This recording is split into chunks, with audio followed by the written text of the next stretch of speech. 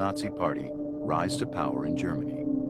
The Nazis, building on existing anti-Jewish sentiments, blame the Jews for many of Germany's problems, and Hitler's government soon passes laws that turn Jews into second-class citizens.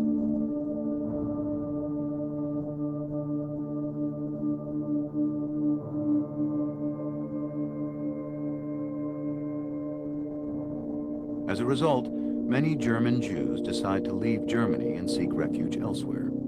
The Frank family moves to Amsterdam, the Dutch capital, where Otto Frank establishes his own business.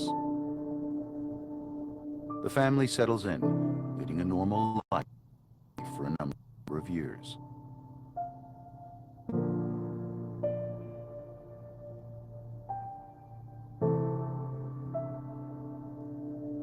But then, in May 1940,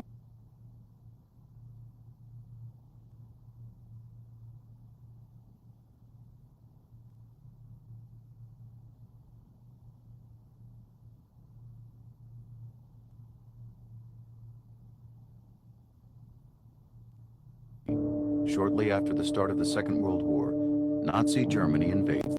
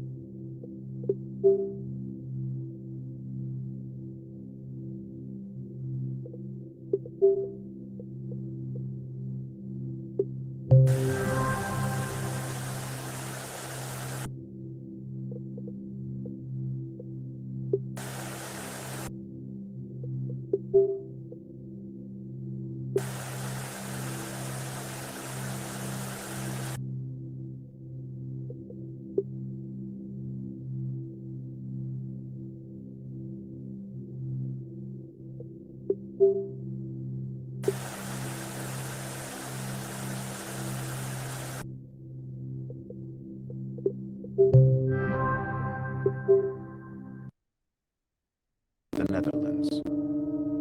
It installs an oppressive regime and starts isolating the Jewish population. In 1941, the situation worsens as the Nazis start to carry out raids, arresting Jewish men and transporting them to concentration camps in Nazi Germany.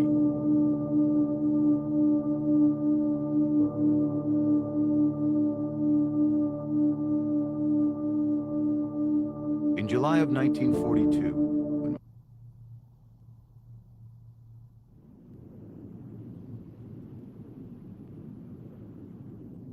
countless friends and acquaintances are on their way to a horrible destination. Night after night, the green or gray military vehicles drive by, ring every bell to ask if Jews live there. If so, the whole family has to go along right away. If not, they move on. No one can escape their fate unless they go into hiding.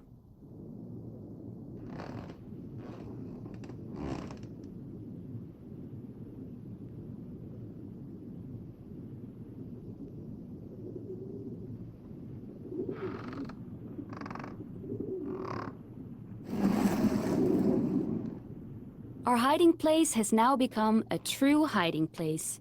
Mr. Kugler, you see, thought it would be better to place a cupboard in front of our door.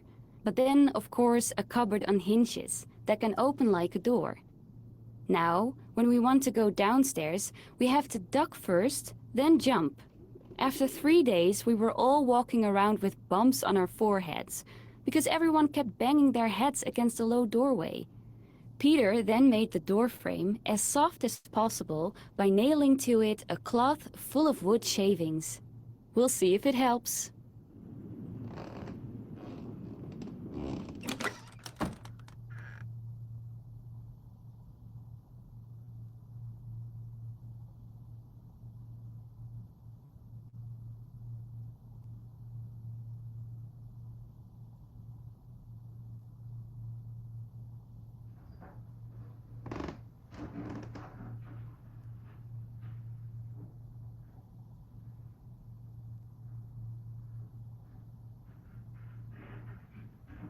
Straight across from the door, a steep set of stairs.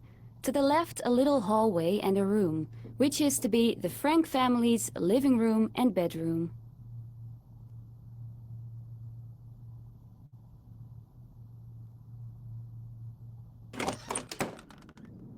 Of course, we are never allowed to look out the window or go outside. During the day, we always have to walk quietly and speak softly. The people in the warehouse mustn't hear us.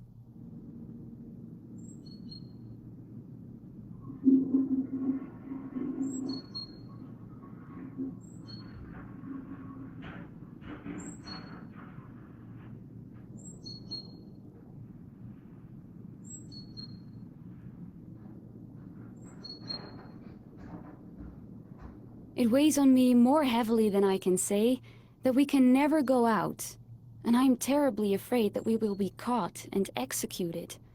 That, of course, is not a very pleasant prospect.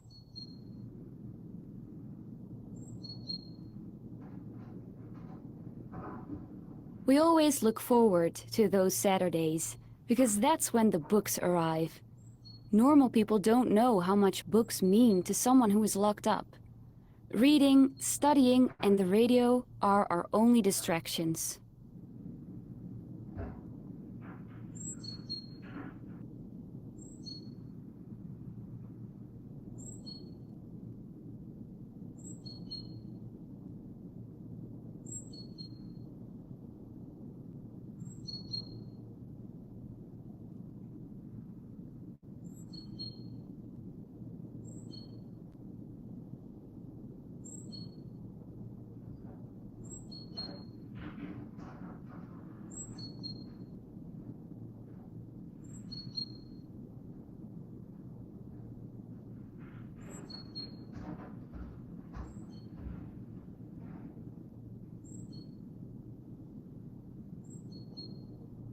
It's terrible being sick in here.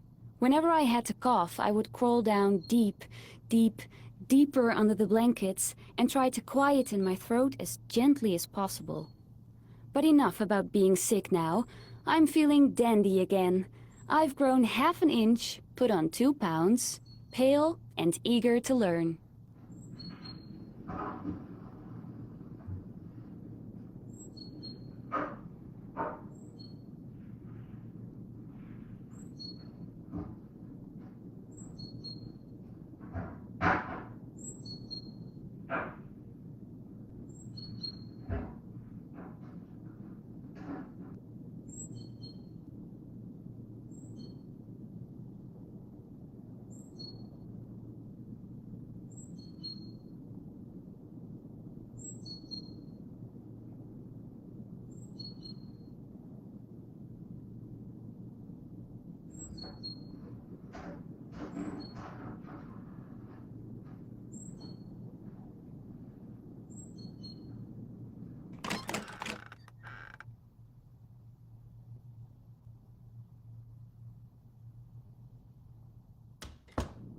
Our little room, with its stern walls, was very bare until now, thanks to Father, who had brought my whole collection of picture postcards and movie stars here beforehand. I have been able to treat the walls with a pot of glue and a brush, and so turn the entire room into one big picture.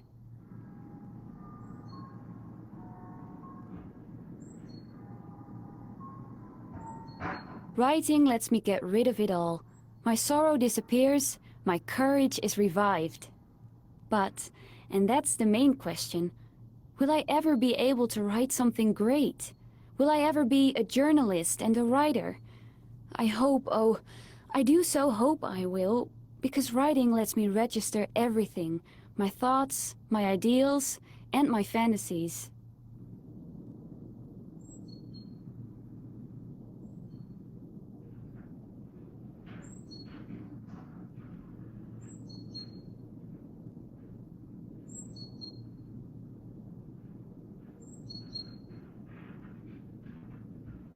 As of yesterday, I have found something new.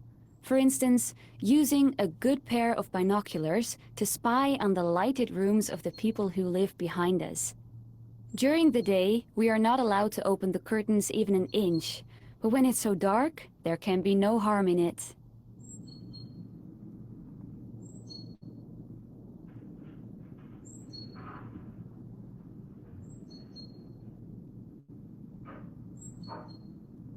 My hopes are fixed on the time that will come after the war.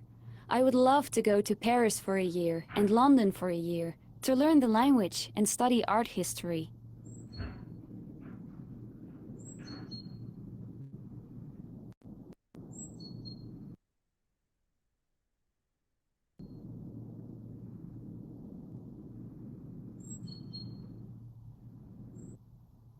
I feel bad for lying in a warm bed, while my dearest friends are out there somewhere, thrown or fallen to the ground. I even become afraid myself when I think about all those to whom I have always felt so close, and who are now in the hands of the cruelest brutes who ever existed. And that only because they are Jews.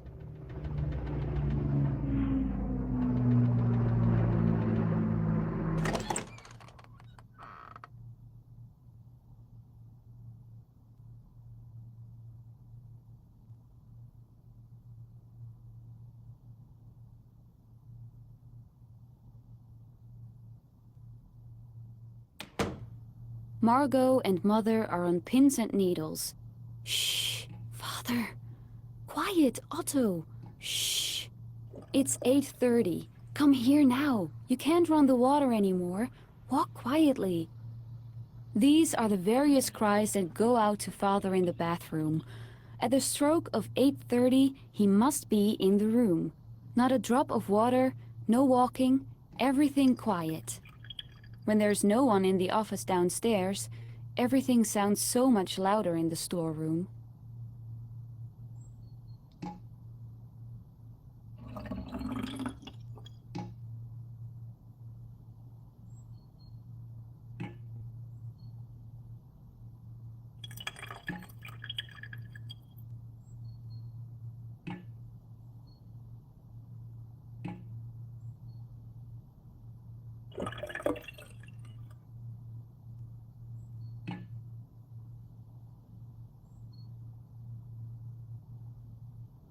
I have changed, and very thoroughly too.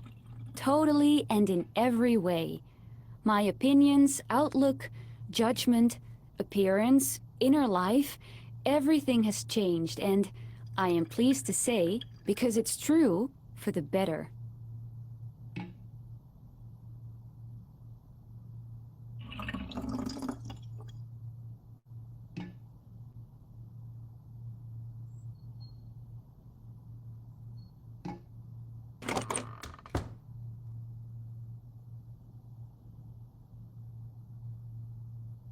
If one climbs the stairs and opens the door at the top, one is amazed to find such a large, light, and spacious room in such an old canal.